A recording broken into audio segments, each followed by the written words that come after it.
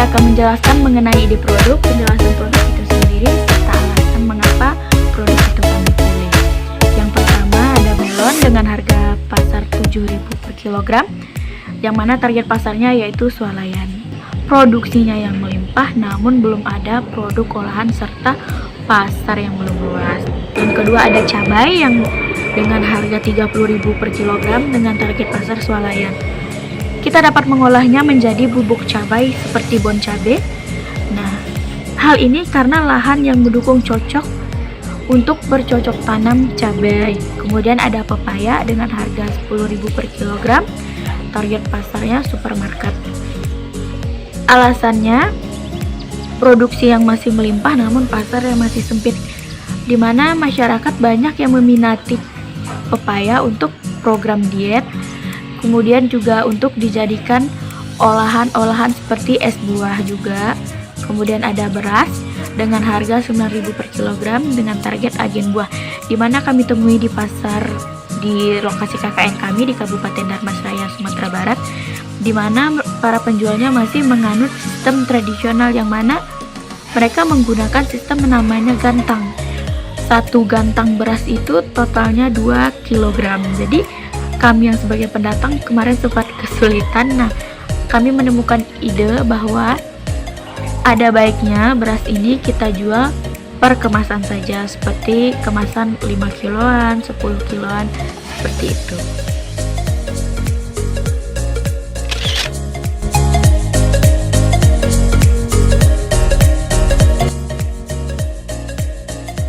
Komoditas melon.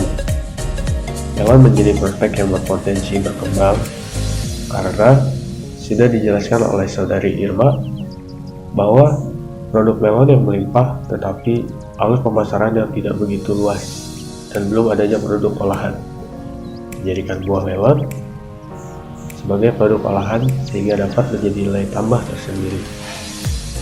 Contoh produk olahan melon diantaranya yang pertama, keripik melon, yang kedua, sirup melon, dan masih banyak lagi produk olahan yang berbahan dasar dari buah melon. Sebuah kreasi bisnis yang berbahan utama melon dan akan menjadi prospek bisnis, dan target pasarnya adalah anak-anak milenial dan menjadi produk yang akan kami kembangkan, yaitu Talon Sweet atau spaghetti melon manis.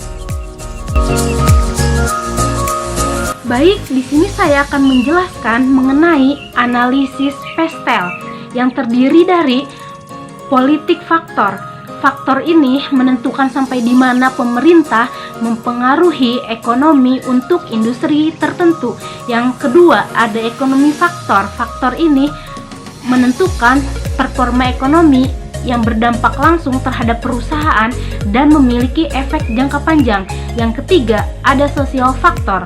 Faktor ini meneliti dengan cermat lingkungan pangsa pasar termasuk tren kultural, demografi, analisis populasi, dan lain-lain. Yang keempat, ada teknologi faktor. Faktor ini menyinggung inovasi pada teknologi yang mempengaruhi operasi terhadap industri bisnis secara baik maupun buruk. Yang kelima, ada environmental. Ini mencakup semua pengaruh yang dipicu oleh lingkungan sekitar. Yang keenam, ada legal faktor. Faktor ini memiliki sisi internal dan sisi eksternal. Di sini saya akan menjelaskan hasil dari dampak positif dan negatif analisis PESTEL. Yang pertama yaitu ada politik faktor. Untuk nilai positifnya yaitu pemerintah memfasilitasi para pengusaha dengan label MUI. Untuk nilai negatifnya yaitu sulitnya mendapatkan perizinan SIU, surat izin usaha. Yang kedua yaitu ekonomi faktor. Untuk nilai positifnya yaitu membuat olahan dari buah melon dapat meningkatkan nilai jual, bahkan jadi peluang lapangan kerja baru. Untuk nilai negatifnya yaitu proses ekspor dan impor menjadi terbatas. Ketiga, ada sosial faktor. Nilai positif dari sosial faktor ini yaitu buah melon kaya dengan sumber vitamin seperti vitamin A, vitamin C, dan vitamin E. Untuk nilai negatifnya yaitu tidak semua orang menyukai buah melon dan hasil olahannya. Keempat, ada technological factor. Nilai positif dari technological factor ini yaitu beralihnya ke marketplace atau pemasaran online. Untuk nilai negatifnya yaitu bertambahnya pengangguran. Yang kelima yaitu environmental factor.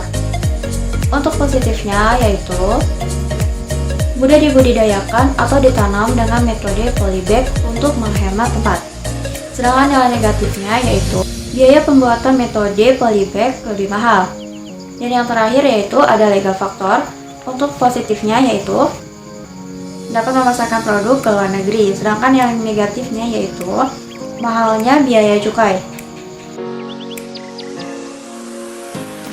Baik, di sini saya akan menjelaskan tentang analisis mikro. Analisis mikro mencakupi pertama pesaing, kedua substitusi, ketiga kemungkinan pendatang baru, keempat potensi kondisi pelanggan dan pangsa pasar, dan yang kelima supplier.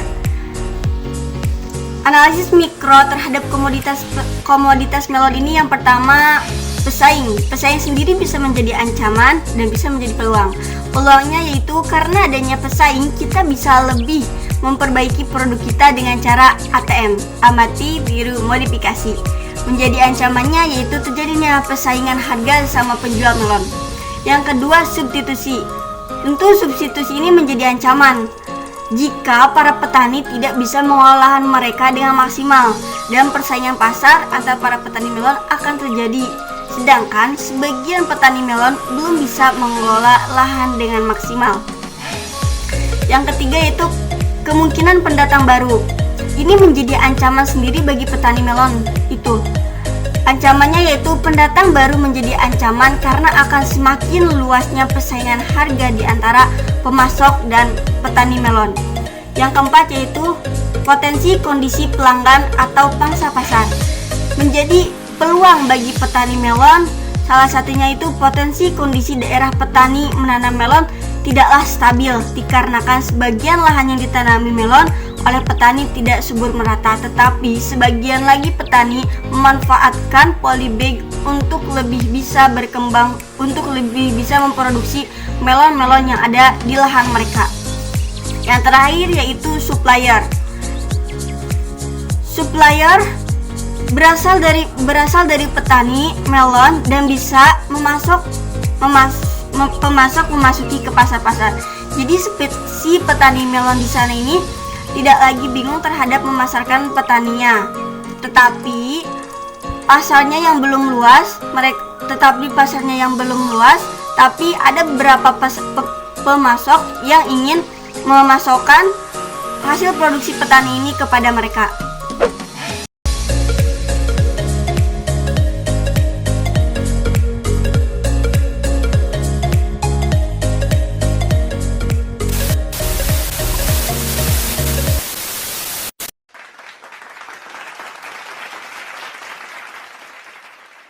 Kami simpulkan bahwa usaha ini yang akan kami jalankan sangat berpotensi, sebab ini adalah terobosan baru untuk masyarakat yang tidak menyukai buah. Kami menginovasikannya dengan bentuk spaghetti manis.